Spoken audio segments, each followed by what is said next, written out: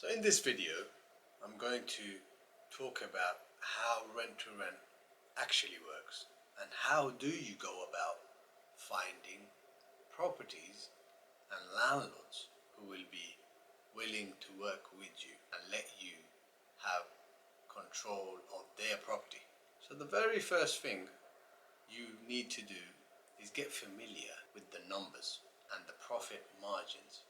If you see a 2-bedroom apartment in the center of London for a certain amount of rent, you should be able to quickly calculate how much they will go on the market as a rent-to-rent HMO, for example. You should be able to quickly calculate how much income potential there is with this property and determine how much outgoings there are for the property, so that way you are able to come to a conclusion of the potential profit and the potential upside and downside the property can generate for you. So to be able to do that, it comes with, of course, understanding the fundamentals of a rent-to-rent HMO property. If you've got a property that's a 2-bedroom with a separate living room, you need to identify that you are going to be able to rent each bedroom out and for a certain number. So if the landlord wants £2,000 a month for this property and you are confident that in the area and the local area you research and understand on the market how much the similar bedrooms in a similar property in a similar location are going for, then you can determine how much potential you can rent it out. For example, if there's a property for rent, it's a 2-bedroom apartment for £2,000 a month. It's got 2 bedrooms and a separate living room. Then you're able to use all 3 rooms as a bedroom. So you got 3 bedrooms to rent out in total. Now you've done the market research and you're very aware that an average size bedroom similar to this in the neighborhood goes for £1,000 per month. So you've got 3 bedrooms in this apartment and you're going to rent them £1,000 each per month. A total income of £3,000 a month. Now the landlord, he wants £2,000 from you. So you got a gross profit margin of £1,000. Now you have to take into account the operating cost, the utility, the gas, electricity, the council tax that you need to pay, the Wi-Fi if you're including internet. Let's say that comes up to £400 per month. Take away that from the 1,000, you've got a net profit of £600 per month. And the potential profit of this property is £600 per month. That's £7,200 per year.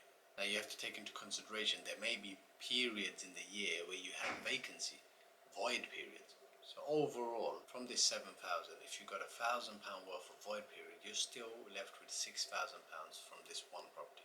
Now you can make a decision that this property is worth taking on and signing up and giving a guaranteed rent to the landlord.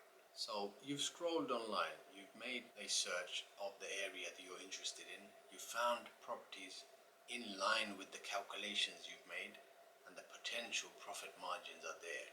Now what are you going to do? If you're looking online and you're looking at certain websites that are being advertised by agencies and agents, you need to directly contact them, call them and speak to them on the phone to arrange a viewing. So don't dwell too long on what you find online. Choose 5 or 10 potential properties, save their phone numbers, and when you're ready, as soon as possible, you call them and you ask them to arrange a viewing for you as a potential tenant. When you call them, there are different strategies and ways of speaking to the person on the other phone to make sure they understand what you are planning and to make them want to interact with you. Because it's not always the fact that the landlord refuses to give you the property. Sometimes the agent's in the way because you haven't spoke to the landlord directly. You only spoke to the agent in the middle. And if he didn't like the way you sounded on the phone, he can just reject you straight away and then the landlord will never hear of you. So there's many great strategies to overcome this and make the agency tell the landlord about your offer. So immediately you want to arrange a viewing of the property as soon as possible.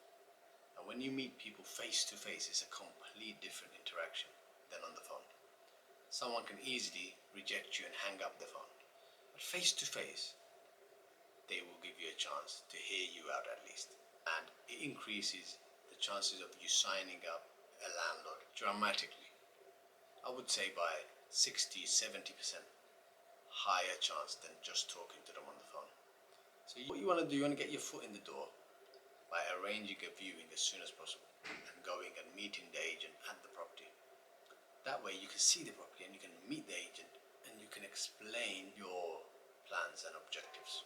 Now, I'm going to delve deeper into these strategies of contacting the landlords and agents on the phone and what to say to them on another video. And also, when you meet them, what's the exact strategy you should use when you interact with them and how to sell your services to them. First of all, get persuaded themselves, and if you're dealing with the agency, and then you persuade the landlord through them by teaching them what to say to the landlord about your services. So you're in turn training the agency in the middle how to close the deal with the landlord for you. Because at the end of the day, everybody benefits. The landlord benefits by having a guaranteed rent income. Agency benefits by making their commission in the middle. And you benefit by using the rent strategy to generate an income from the property. I hope you learned a lot from this video. Keep watching and I'll see you in the next one.